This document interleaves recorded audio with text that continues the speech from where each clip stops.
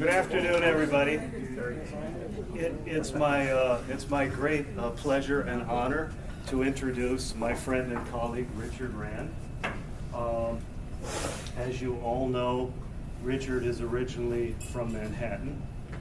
That's kind of like saying Braveheart is from Scotland. Anyway, if you've ever heard him talk. And I won't imitate him because when I imitate him, he says I sound like I'm from Brooklyn. Richard has been here for a long time. You're pushing up on 50 years, right? But he was a boy when he came here, and he really was. Not that I was around then or anything, but there are lots of stories, and one of them rings true. He was so young, he got invited to his first cocktail party as a new assistant professor. And the wife of one of his new colleagues said to him, "How you like it here at Cornell?" He says, "Yes, so far I really like it. You can't buy bread here, but I really like it. It's 100 years ago when you couldn't buy bread here." And then the person proceeds to say to him, "Well, what about tenure?" And young Richard said, "Tenure? I don't know what that is." It must be a true story. He told it to me himself. Okay, he's getting impatient. Take it easy. It's going to take a while, Listen, Richard is he's from Cooper Union, and then he went on to Columbia University. Early background in civil engineering, turned into a mechanician, applied mathematician, kind of like somebody else I know. And he was and is the quintessential TAM professor. If you don't know what TAM is, talk to me after this talk. Anyway, he's an expert at nonlinear dynamics. He's world-renowned for his work in nonlinear dynamics. And today he's going to tell us about, nonlinear dynamics for differential delay equations. Take it away, Bill. Thank you. Well, it's a pleasure to see so many of you here that I know. And I'm honored that you came to hear me tell about this. And thank you, Tim, for your kind introduction. So there are various processes, real situations in the applied world that involve differential equations that relate the growth at a given time to something that happened at a previous time, as well as the usual differential equation, something that happens at the current time. So here are some examples. These are all things that I've written papers about. And in laser dynamics, if you have, for example, two lasers next to each other, you can get more power out of it if they are synchronized. And the time that it takes the light traveling at the speed of light from one laser, the 3 centimeters, over to the other laser, you'd think, well, come on, you can neglect that. But the laser frequencies are up in the gigahertz range, and so the time it takes to travel just those 3 centimeters might be half of a cycle. And so you couldn't neglect it and still get the real dynamics. So here's another example. Gene copying, you have RNA, DNA and RNA, and messenger RNA copies a piece of the DNA, travels outside the nucleus, finds this little machine called a ribosome. It goes in, and out comes the other side is a protein, big complicated molecule that does a particular task. Maybe it fits in the cell wall and allows things to enter into a cell against the concentration gradient, things like that. But one of the things it has to do is go back and turn off the copying process. Otherwise, you're going to have millions of, every single gene will be copied ad infinitum. So what happens is you have two differential equations. One is for the concentration of messenger RNA, and the other one is for the concentration of a protein that's coming and turning off the copying process. And the reason that there is a delay is that it actually takes something like 15 minutes, for example, in human beings, for the ribosome to produce a molecule of protein. So that was Emil Verdugo's PhD thesis. I used to work with Howie Howland, who was interested in chickens, and the chickens have clocks in their brains, so to wake them up when it's dark out. Occasionally I'm up myself at that time, and I can hear them squawking outside, the birds. And these clocks are oscillators, and there's one in each eye, as it turns out. And so you have two oscillators, and are they synchronized or not? So he can do experiments of different kinds. And one of the questions was, when you couple them together, how does the one eye know what the other eye is doing? And so you have a flow of the substance that controls the frequency of these oscillators being transmitted to the other eye through the bloodstream. And there's a little delay involved in that. And so that model involved delay equations. A very popular one in engineering is lathes. In a lathe, you have, of course, a piece that's rotating, and the piece that's cutting it isn't rigid, but it has some dynamics of its own. It's usually modeled as a spring and a mass, and the amount that it cuts at a given time is dependent on its own position. It's bouncing up and down, but it's also dependent on where the workpiece is, and that depends on how much was cut the time before. And so there the delay is the time it takes for one rotation to occur. And an early example involved the modeling of fishing, where the question was how many boats to send out. And the delay was because the bookkeepers had to do the analysis, and it took a certain amount of time to do it. And so by the time they drew their conclusions, it was late. They had already sent out they had to send out the boats before they could currently tell exactly how many to send.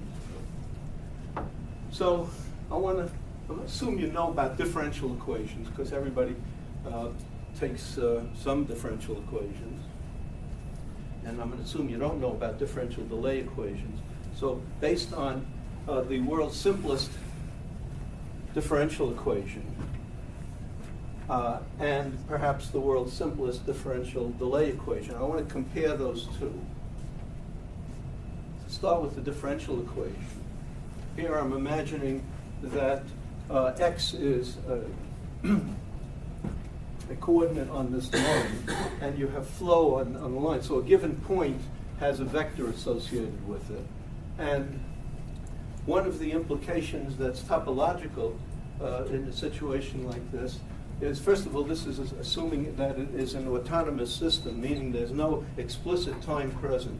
Time is present as x depends on time, but there's not like a cosine of t there or something like that. And so that means that this vector is always pointed in this direction for all time.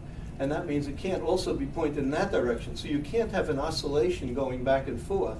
So in a one-dimensional situation like this, you don't have oscillations. Well, what happens is you set some initial condition, and then in this case, for example, if you started at x equals 0, you'd stay there. It's an equilibrium point. And you would try to adjust the solution to fit the particular initial condition. So the procedure would be, as we teach the sophomores in Math 2930, is you look for a solution in the form of e to the RT, plug it in on both sides, you get r on this side and -1 on this side, and so e to the minus t is a particular solution.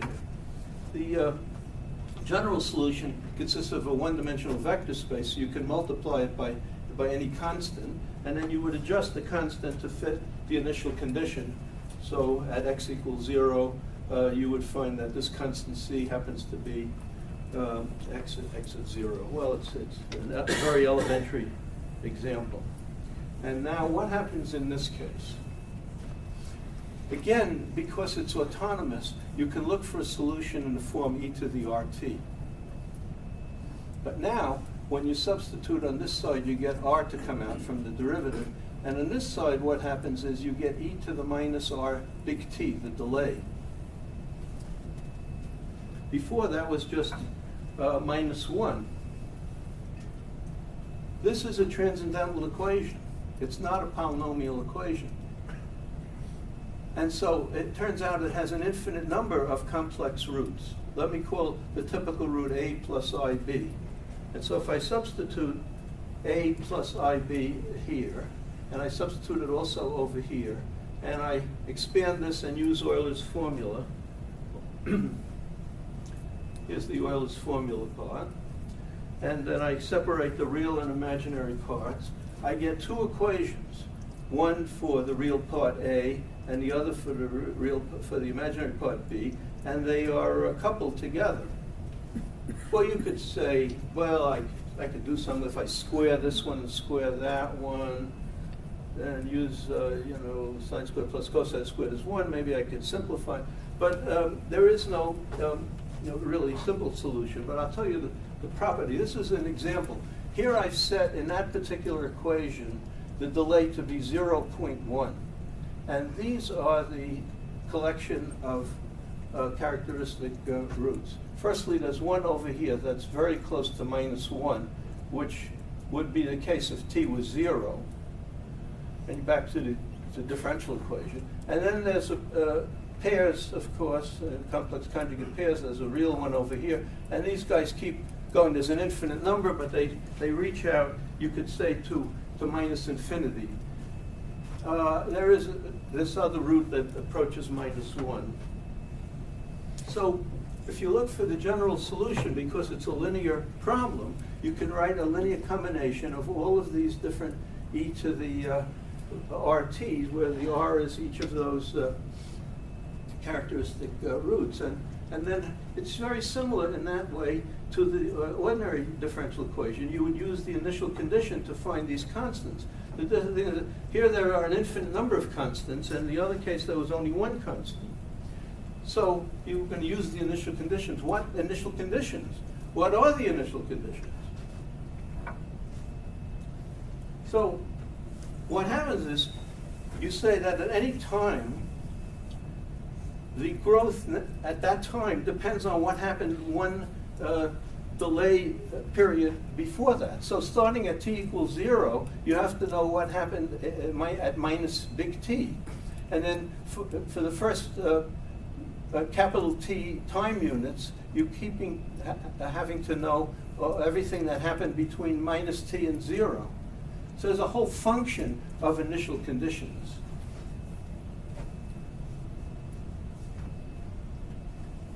And then what you could think about is that function that you put down as the initial condition evolves to a function which also goes from minus t to 0 in duration, but it's translated over to the current time. So I could draw a picture of it like this. Here is the x of t axis, and here's the t axis. And over here is t equals 0, so that's when the process starts. And this piece over here is the initial condition that goes from minus t to 0 in time.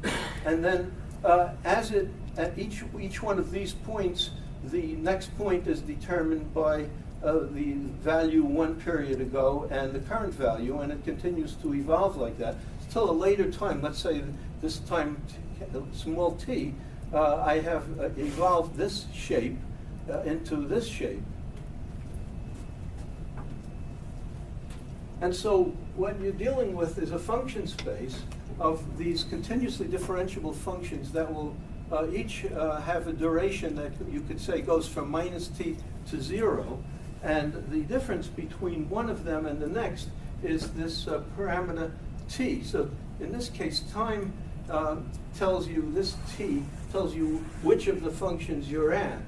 But as a function space, I also need to know where I am inside that function. So it requires another parameter, let's call theta, that will tell you where you are inside the interval. And so you could do things with this, like take inner products. You might want to use something like a center manifold theorem to project down onto a low dimensional space. The projection would have to use an inner product based on a function space of this type. So the phase space is infinite dimensional. Now, one of the interesting things about that is that although the physical line, X line, in which the process is able to be viewed, even though that's one-dimensional, you can get oscillations that are possible, because what's really happening is the dynamics are happening up here somewhere in some infinite dimensional space, and it's being projected down onto the one-dimensional line that you're looking at. So that's a really big difference between delay equations of first order in time and the differential equation. So let's take an example. So this example is perhaps the simplest interesting example of delay equations.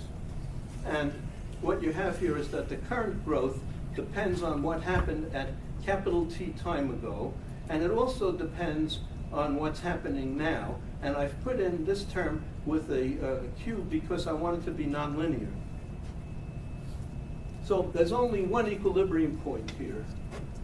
When I set this equal to 0, then one of the things about an equilibrium point is it doesn't change in time. So the fact that this is delayed is not relevant when you're looking for an equilibrium point. It'll just be minus x at the equilibrium point, minus x cubed at the equilibrium point, and the x squared plus 1 factor has no real root, so the only root is x equals 0. And then you could ask, is it stable?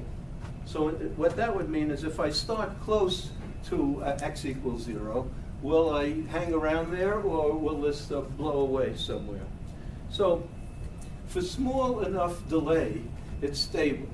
We saw that because I showed you before the roots, the location of the roots when capital T was 0.1, for example. For this particular example, you had an infinite number of negative real part roots, all of which are stable, and then there was that one guy close to minus 1. That would be the answer if T was 0. And so it's stable for small enough delay. And then it's a natural question is, so if you start increasing the delay, when does it become unstable? Does it become unstable? And as a comment, one would say, whatever happens regarding the stability of it, if there was no x cubed term, that instability would lead to exponential growth, which would mean growth without bound. And it turns out that what happens is the presence of the nonlinear term caps that, and it results in a finite-sized periodic motion, which by Poincaré's language is called a limit cycle. And the entire process in which the equilibrium point changes from stable to unstable, and a periodic motion is born, is called a Hopf bifurcation, which is very familiar to people who know about ordinary differential equations, but also you'll see that it happens in delay equations. And the condition for such a bifurcation is that there are a pair of those pure imaginary, a pair of those complex roots with the negative real part travel across the complex plane and become pure imaginary. And as they move over to the positive side of the real part, it begins to oscillate. So let me do the stability analysis of this particular equation, which you'll pardon me if I keep pushing it at you, but that's the idea. That's my pedagogical technique, is to just try and keep you with me. So I'm going to look now for a solution in the form of e to the lambda t, which we saw before, is going to be this. But now I want to look for, in particular, for this change of stability. And so I'm not going to just put any old A plus IB as I did before, but I want to look specifically at what happens if there is a pure imaginary. Of course, it'll come as a pair, but it's sufficient to look for just the positive one. And if I substitute this in over here, the two real equations that we saw before, which had A's and B's in it, now look like this. And these are easy equations to solve. For example, this one tells you the smallest root will be pi over 2, where cosine vanishes. And then if I put in sine of pi over 2, I'm going to get that the frequency that would result is going to be a 1. And so it says when the delay, with 1 over in this omega, it says when the delay gets to be pi over 2, an oscillation results which has frequency 1.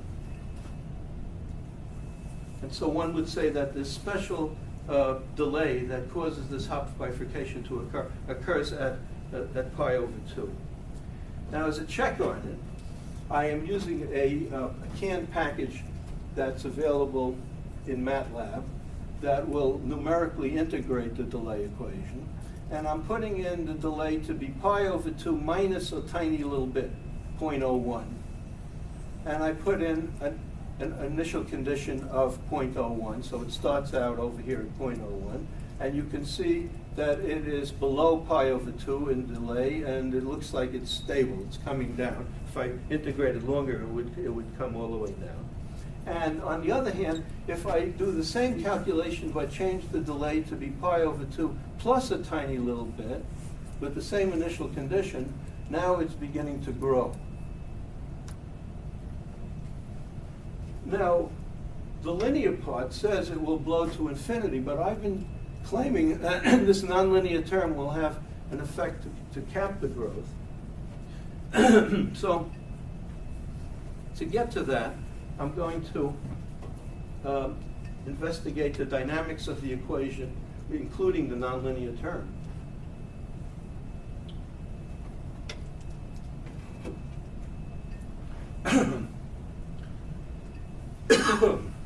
Well, as long as I'm doing it, instead of doing it just for this equation, I'll generalize this to get a tool that I could use at any time I have a first order differential equation. So it's a small print, but I hope you can read it. What it says over here is, I'm going to look at the equation dx dt equals. Now these two terms are linear terms. To compare it to the example that I just showed you, this is the linear term.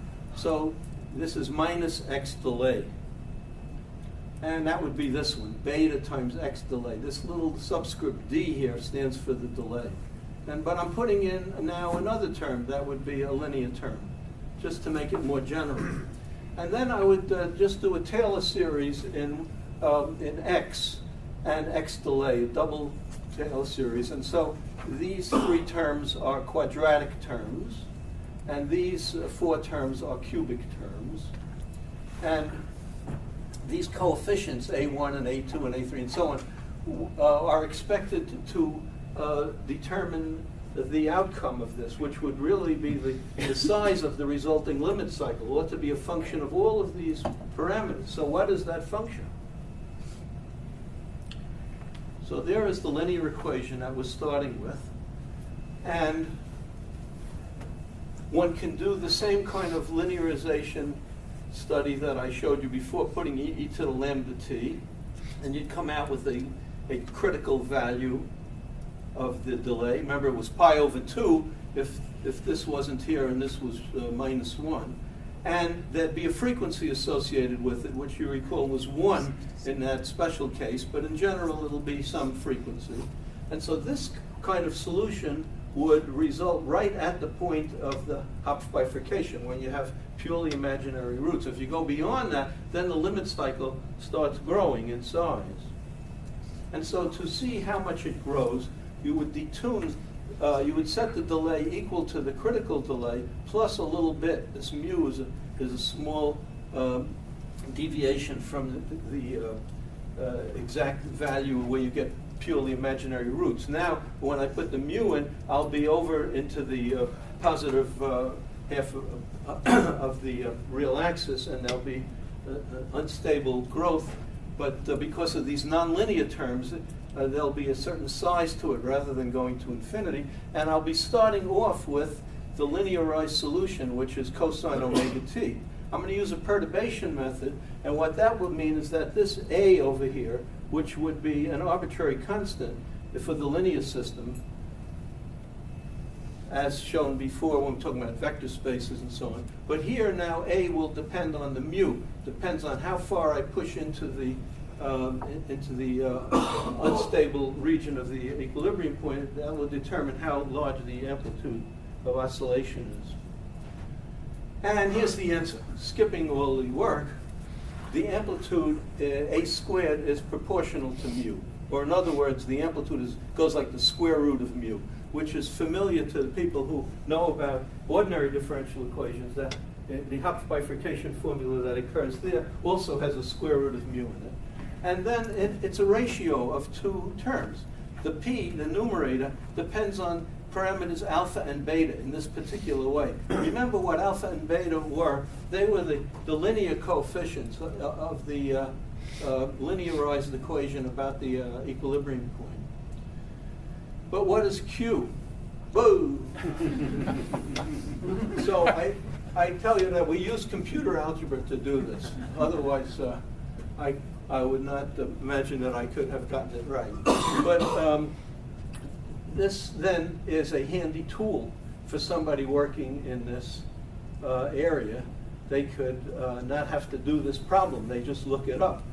So for example, for the case in point, this particular example, I would go in and put all the quadratic ones 0 and only one cubic term. And if I plug all of that stuff in and the critical value of t is pi over 2, and so this is the formula that comes out of it.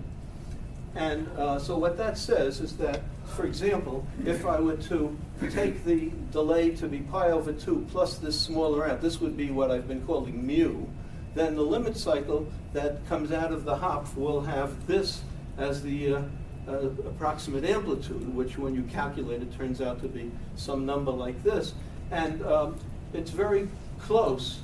Let me show you what the numerical integration looks like. This is the same numerical integrator I was using before for the same value. I start with an initial condition here, and the thing comes up and reaches a value that's, well, it turns out it's 1145 versus 1155. It is a perturbation method, and what's limiting the accuracy is the fact that this isn't 0. It's a small number, but the error is of that order.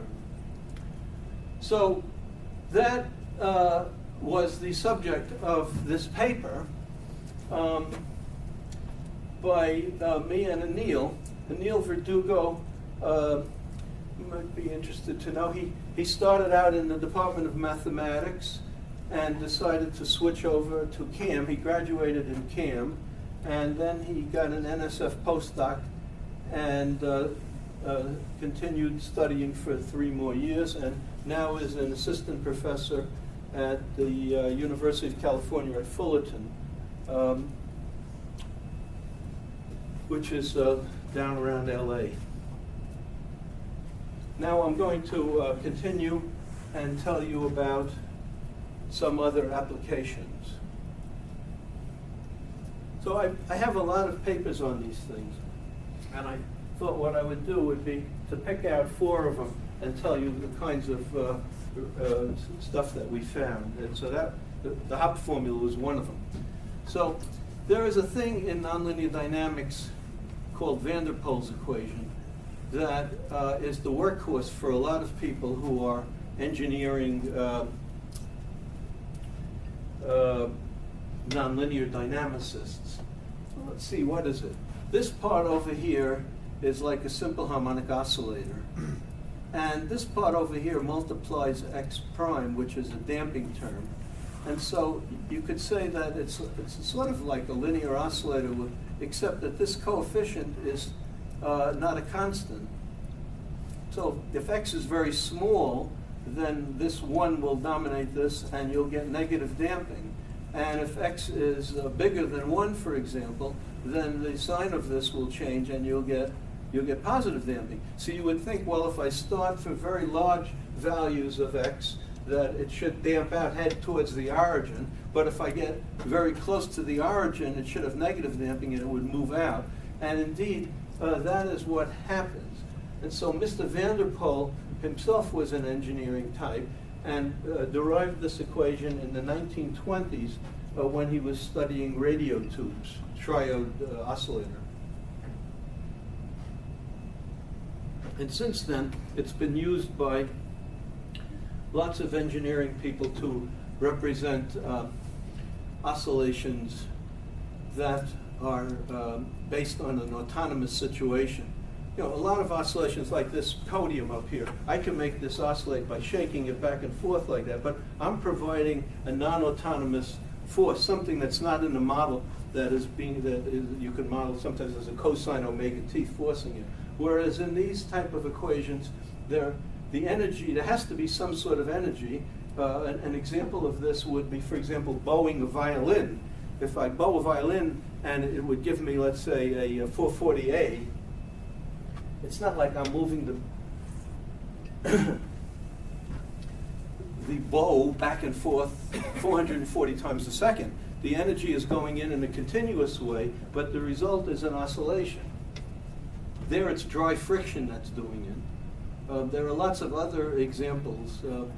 Aeroelastic Flutter is an example. That's the kind of thing you sometimes will see in the Venetian blind if you're sitting in the classroom and it's a little windy outside and the thing starts fluttering. What will have happened is that the wind is giving lift to the Venetian blind itself, and the Venetian blind, on the other hand, has its own elasticity. So after the lift has lifted it too much, it comes back. The elasticity pulls it back. The inertia takes it through the origin over to the other side. Then the lift pushes it down, and so on. It's moving back and forth. And the energy is coming from the air. But the air is, the wind is being introduced to it at a constant rate. It's not like the wind is oscillating itself. And here is Mr. Vander Poel's own drawing. So he didn't have any digital computers back in 1926, but he used the method of isoclines, and for each one of these curves, the slope will be the same. There's no delay in this. This is just an ordinary differential equation, and it turns out that this is the approximate limit cycle. It's a circle for small values of epsilon. So the result of our research was, what happens, we asked, if you would take this signal, perhaps electronically, and feed it back to itself, but delayed a certain amount. Without the delay, it wants to oscillate. And the result is, without showing you how we did it, is that you can turn off the oscillation. So this could be a practical matter for the people who are in engineering. I'm going to show you a bigger picture of this, which is a diagram from this paper. On this axis, I have the amount of delay. And on this axis, I have this coefficient, which in the equation was multiplying the feedback on this side. And it says, in this region over here, K has to be bigger than a certain minimum amount, 1. Let's say something like 1. Oh, if you're in over here, this area down here, when the delay is sufficiently small, you get the limit cycle. And then as you move up along this line, you get a hop. And instead of the limit cycle being born, it dies. You're going the other way. If you had started here and came this way, you'd see the limit cycle being born. And so in this whole region, you're putting in a delay of, well, anywhere from here to here. These are all values on this axis of delay. You will get no limit cycle, and you've turned off the oscillation. If you keep putting in more delay, it starts again. And these little x's are the numerical result, and this red line is the result of our perturbation method, and Mr. Atay had beaten us to it by about 10 years, but he used a different method, and he got great results down here, but he didn't get good up there. So this was the paper. It was by Megan Sikorski, who graduated a couple of years ago, and Simo Sa, he is currently a postdoc, and he actually was just a visitor to Cornell from Morocco. Next thing I'd like to tell you about. How did the other guy do it? I mean, he screwed up on the column.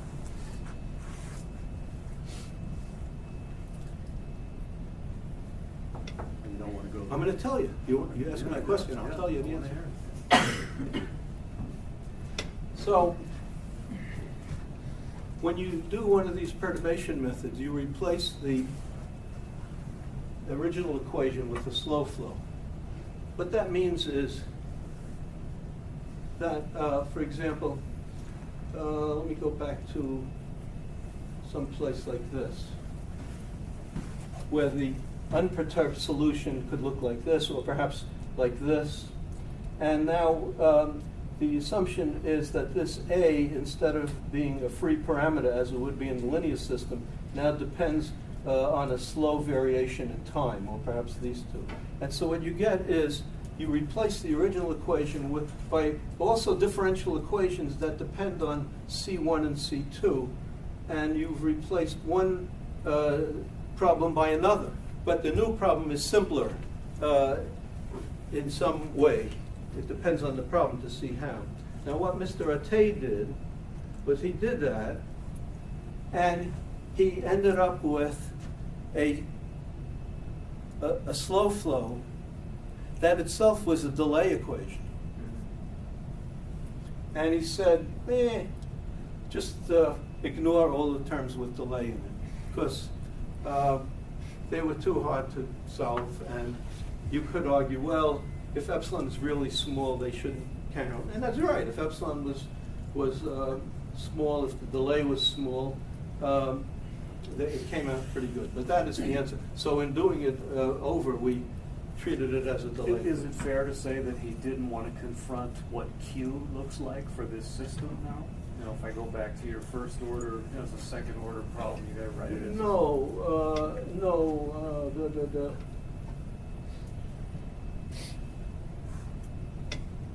I mean, because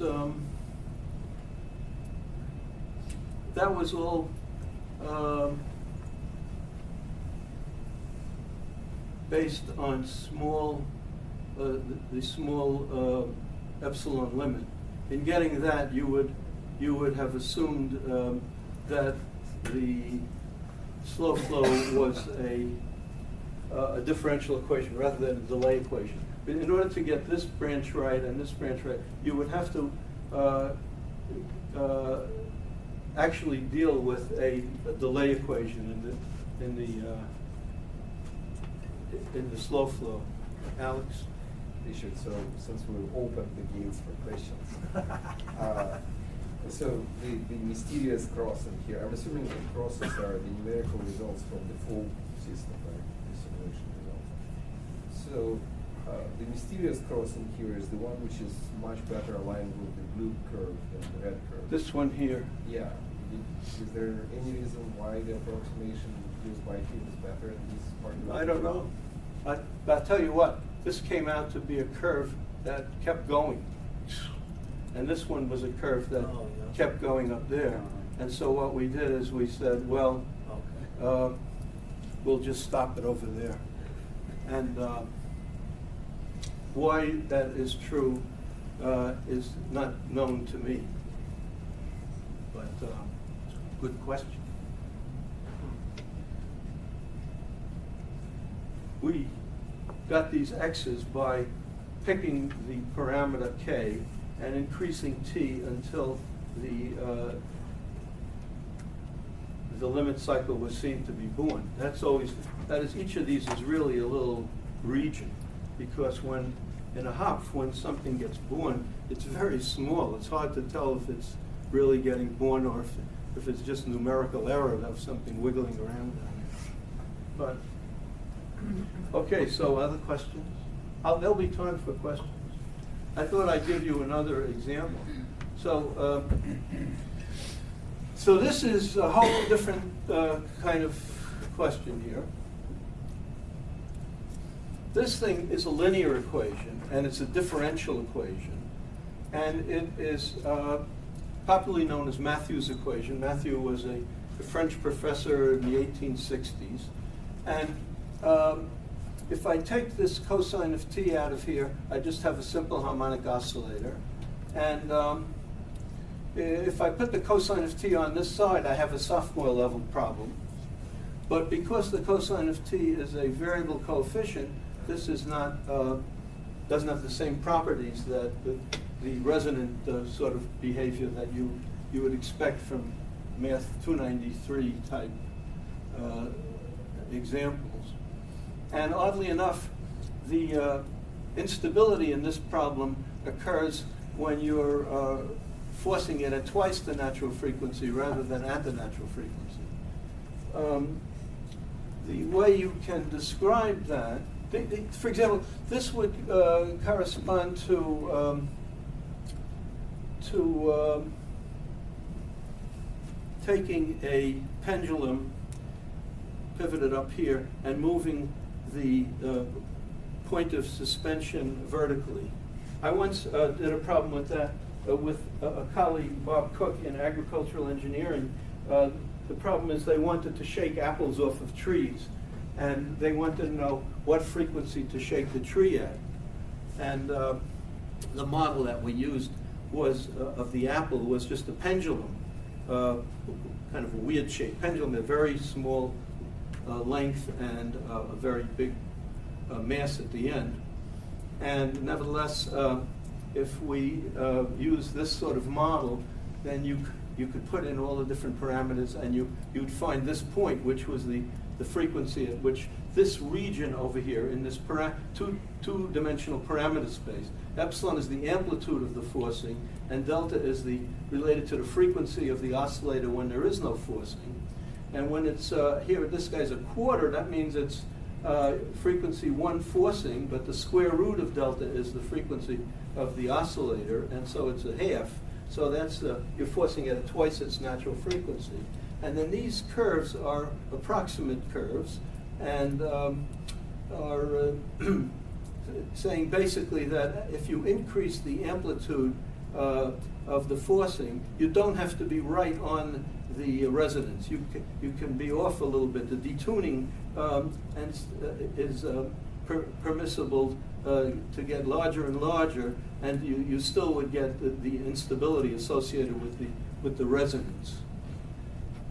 So that is an existing problem that is well known to people who are interested in nonlinear vibrations and nonlinear dynamics. But the question here was going to be, what would happen is if one were to feedback, just as we did in the Vander oscillator, x delayed. And the answer, which I'll again show you blown up, is that if I put the epsilon that we talked about before on this axis, and I put the delta from before on this axis, then this plane here is the plane we were looking at a second ago when t was 0. And then as t would increase, the outcome of our research shows that the size of the region, the instability region, changes. In fact, it gets smaller until when you get to a value over here somewhere, it actually disappears. And so you can remove the parametric resonance from a problem like that by putting some delay into it. And again, this is the sort of result that could be of use to a practical person in engineering. Okay, so I'm moving right along. Here was the paper. It was a woman who was a graduate student here, Tina Morrison, and it was back in 2007.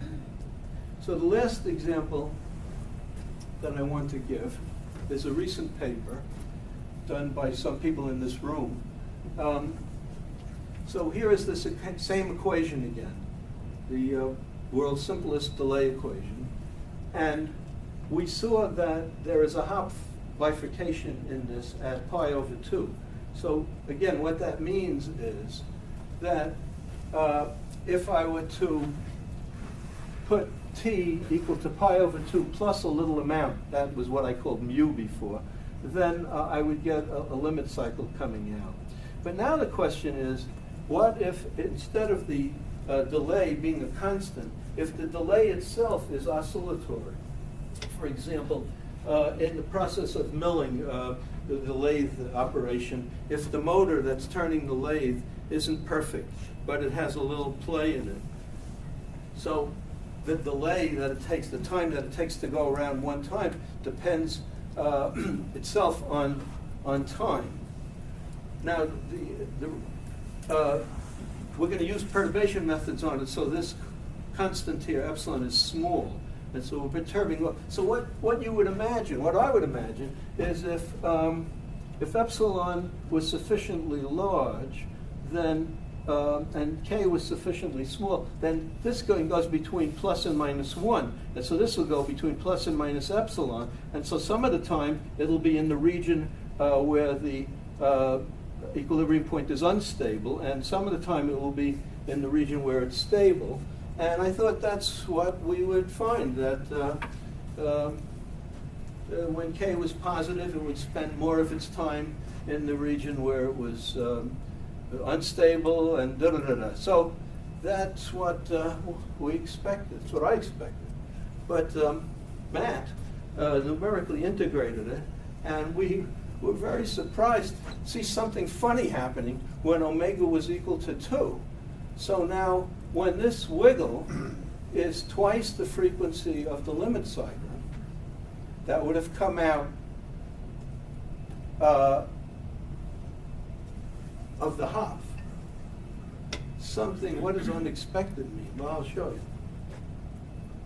Firstly, I'll give you an idea of how you do these things. So we would set omega equal to 2 plus a small deviation, and then use two time variables, one a slow time that would represent the slow evolution of these constants, and then another time that would represent a stretching of time so that the frequency can change with epsilon. And then what comes out is two equations, the A dt equals and the B dt equals. These equations are ordinary differential equations. The original problem was a delay equation, but these turn out to be ODEs. And the variables are A and B. So this is like a flow on the AB plane. And it's got all kinds of constants in there. One constant is this delta, which is the detuning off of the exact 2 to 1. And it's also got this, this constant K, which was, you recall, how big the limit cycle was, you could say, before you turn on the variation in delay time. And the answer, I'm going to show you the answer. Well, when delta is 0, and I'm right along this line, that's a perfect 2 to 1 resonance. And then there are all of these lines. These lines all represent an amazingly complicated set of bifurcations. And if I blow up that region, what am I blowing up here? I'm taking the region around this point just to show you how complicated this behavior is. In each one of these regions, A, B, C, D, and so on, there's a different flow. And Lauren Lazarus managed to get pictures for each of these. For example, in A, down over here, what you're seeing is that there's, in the slow flow, in the slow flow, there's a stable equilibrium point. So what does that mean in terms of the original problem? If A is an equilibrium point and it's a constant, if A and B are both constants, then you have a periodic motion. But what happens in this problem is, as you would go from A to B and you cross this line, now a B has a limit cycle. A hop has happened inside the slow flow. So now what that means is, back in the original hypothesis, if this is a periodic function, you don't have an equilibrium point, you don't have a periodic motion anymore, you have two frequencies. It's called a quasi-periodic motion. No, the other way. Look, one other. Then if I go from B to C, what happens? Now, that limit cycle continues to persist, but now there's a different kind of bifurcation. This equilibrium point now has split into three equilibrium points. It's called a pitchfork bifurcation. And then as I cross the next one, each of those equilibrium points gives rise to a hop. So now there's this big limit cycle that was already in there, and two small limit cycles that were born. And so it goes. As you go from one of these curves to the next, there's a series of really complicated bifurcations. Now the next thing that happens is these two things grow. They get sufficiently large that they combine with this, what will then be a figure-8 homoclinic orbit, and they will change from two limit cycles to one big limit cycle. And if I keep going across the next one, that big limit cycle and the original limit cycle that got born over here coalesce, and now there's no limit cycle. That would be a saddle node of What's cycles. on your vertical axis on each of these? I can't read it. A and B. It's B, okay, it is B. It's just sideways. Yeah. And so that is, so after you're done with this, you got to really come, what is the conclusion? What can you say in words? You could say that away from the 2-to-1 resonance, you see this quasi-periodic behavior. And what that would mean is that you're getting two frequencies. One is the original limit cycle frequency, and the other is the frequency of the torquing of the, or the delay, related in the lathe example to a change of the frequency of the rotation. Right on the 2-to-1 resonance, there we saw that you get an stable equilibrium point in the slow flow, and that means that you have a periodic motion. And in between those two, you get really complicated possibilities of, depending on what the initial condition is, you could have both periodic, quasi-periodic, and so on. So that's an example of a problem which there is no simple answer.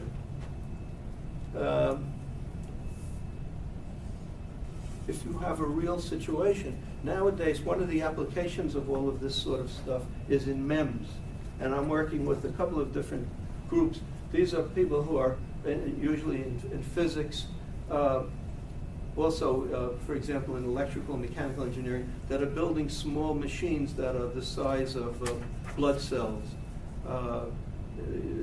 Typical behavior, there'd be some little miniature structure, like a little spherical cap, and a laser is played on it, and the laser heats it up, and it distorts itself and defocuses itself, and it starts to vibrate. It goes through a Hopf bifurcation. And the kinds of questions that they want to answer is, what if they were to change this parameter or that parameter? And a lot of them come out like this kind of behavior, where there's no simple answer. That what you'd like to hear is, oh, well, if I do this, then this is going to happen. Well, it's really complicated. Depending on where you are in the region where all these bifurcations occur, you can get all kinds of different behavior for just the smallest little change. But what I'm saying is there's an area of actual application. Oh, well, this, as I said, was by Lauren and Matt. Matt's currently a student in CAM, and it just came out this year. So, in summary, what can I say? There are a lot of good problems around. And if you are interested in these things, the kinds of tools that you would need would be perturbation methods, bifurcation theory, and numerical methods. And this room now has people who teach those courses.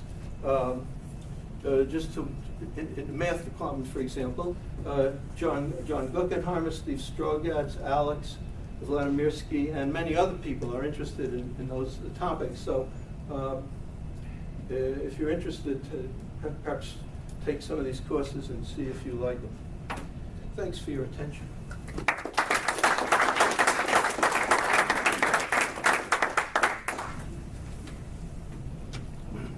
Professor. That last complicated stability diagram, how did you do that? Just brute force? No, keep going. Yep. How'd you do that? No, the other. Well, yeah, it's a blow up, I guess, but yeah, the whole thing. Yeah, how'd you do it? I'm just looking at her. She's not paying attention. I was answering another question. No, the question was, where did we get these curves from? So, all of, yeah, go ahead. Go ahead. all of the solid curves came from the perturbation analysis, and all of the dashed curves came from Matt's numerical analysis. So, What I'm asking is, did you get them brute force? Or did you get on one of them and just compute them? Did you get on a... You mean like a continuation method, Yeah, like right, auto or something? right like on that? the stability boundary. No, you get it analytically. For this one here, you just get an equation, which you can just draw and plot. What about the other one? Well, these, Lauren came up with them. I don't know how she did it. They were right. The dashed ones Matt came up with. Yeah, I mean, it is like a brute force following it, and you just have brute force to follow it. Pick some parameters, find the point. Yeah. Change the parameters, find the point. Okay. But all the solid ones were analysis, and we had equations for those. Dexter? You talked a lot about the ratio of 2 to 1, but does anything interesting happen at other, like 3 to 1, other multiples? Yeah. So the classic example of subharmonic and superharmonic resonance is this example. So this is not from a delay equation. It's an easier problem. And the answer is that this axis down here is filled with resonant points. They all come out at, you could abbreviate the typical one, n squared over 4, where n is an integer. And this one is a 2 to 1 subharmonic. The next one is 1 to 1, and it's just ordinary resonance. The one after that becomes superharmonic. You're driving it at less than the natural frequency. And the shape of it is that this is a nice, look, you just easily fit in there. But the next one, the two lines, these two curves that bound the region are tangent to each other, which means that you've got to get up pretty high to see it. And then the next one is even more tangent. It's tangent to higher power. Now Steve here has worked with some MEMS people and has the best result that I have seen, which was, I think you claimed to see the first 5 tongues. Is that right? That was the claim. Yeah. Yeah, I don't know if I believe it. There was a little bit of potential of an artifact of ordinary resonance maybe seeping into the electronics. It's hard to believe it was really 5. Yeah. They get very because- thin. They get yeah, extremely really thin. Yeah. Now, of course, ultimately, the thing opens up. The result from Mathews Equation. Yes, indeed. Let's see. So what I'm going to draw here is the delta axis, just like over there, and the epsilon axis over here. And so this tongue here, let's say it comes out over here. What actually happens to it in the large is that this one heads over that way, and this one goes over and heads over that way too. And the large epsilon asymptotics are that these things head over to a slope of -1, a result obtained by Joe Keller, a famous applied mathematician. Now over here at 1, the two come out and they're not very close to actually tangent there. But now what happens is this one goes over, teams up with that guy, and this next one goes over and goes through like that, and so it goes like that. the left and the right of these two pair with the right and the left of the previous one. And you get some interesting results, which is that this is an unstable region. But this over here is a stable region. There's another curve that comes out over here. And so you can actually get stability when delta is negative. So what that means is I'm having an equation like this with a negative delta. That's like a saddle point. But saddle point is the ultimate in instability. Show them your pendulum. But if I put in the right frequency, what you can get is stability. And what that means is that if I took the pendulum, as Tim was just saying, and instead of thinking of it as wiggling around down here, if I think of this as an equilibrium point, you can make it stable. You can make the upside down pendulum stable by forcing it at the appropriate frequency. And then in this picture, you'd be over in here. You'd be a negative delta. It's a very thin piece, but it's possible to do it. And actually, in the latest issue of the Applied Math newsletter, with the Cyan newsletter, there's an article explaining why that happens in simple terms. Mark Levy. Mark Levy. I don't know if you read the Cyan newsletter, but He has one in just about every issue now. yeah, he has a column. He's really into that stuff. He's a professor. Was he at Penn? For a while. He's great. Is he at Penn? He's at Penn State. Yeah. Yeah, he's a nice visitor. Well, so there you have about all of these different resonances. But could I ask something? Yes, sir. Oh, sorry, Aaron, do you want to go? Okay. When you and Bob Cook did the thing about shaking the apple trees, was that a known technique at the time? Like they have mechanical Okay. shakers to shake the Okay, tree? yeah, well, they were just coming out with it. Now, if you go on the web, you can see this happening, you know. But I was just a new professor. I had just gotten here, sort of, you know, let's say within the first few months. And I was taking the office of a guy named Jack Moran who had left. And so he was looking for Jack Moran. And I said, well, don't go away, man. You know, tell me what it is that you want. Was he at that cocktail party? No, he wasn't there. And he said, well, we want to shake these apples off. So I said, well, what are you doing now? He says, well, we're trying to make the limbs of the trees move really big. So I said, that does not sound like a great idea, because what you're going to do is break the tree. What you'd like is that the limbs shouldn't move at all, and the apples should go crazy, right? So you're in the wrong frequency range. So then that sort of was the idea of it. And we actually wrote a couple of papers on it. The second paper was taking a 2-degree of freedom model and talking about nonlinear normal modes. And then what the outcome was, I mean, I'm a simple math guy, so he takes the responsibility for claiming that you could get it off with the stem or without the stem. Because if you put it in the outer phase mode, then the big stress would occur at the place it's attached. And if you put it in the in phase mode, then it would come. So I said, yeah. And he said, well, that's important because if you're going to make apple juice, you don't want the stems on it, because when you crush it, the stem will taste bad. But if you're going to sell it in the store, then people don't like it if the stem is gone, because bacteria can get in. And then I should show you the actual paper. It's hilarious because he has a list of these different fruits, you know, grapefruits and different lemons, and that's this column. And then the next column is the radius, and then the different frequencies and so on. Wow. So just if I could mention, I was talking to a former CAM student named Alan Hastings, who's now a big professor at UC Davis. And he referred me to something on YouTube that you might like to watch.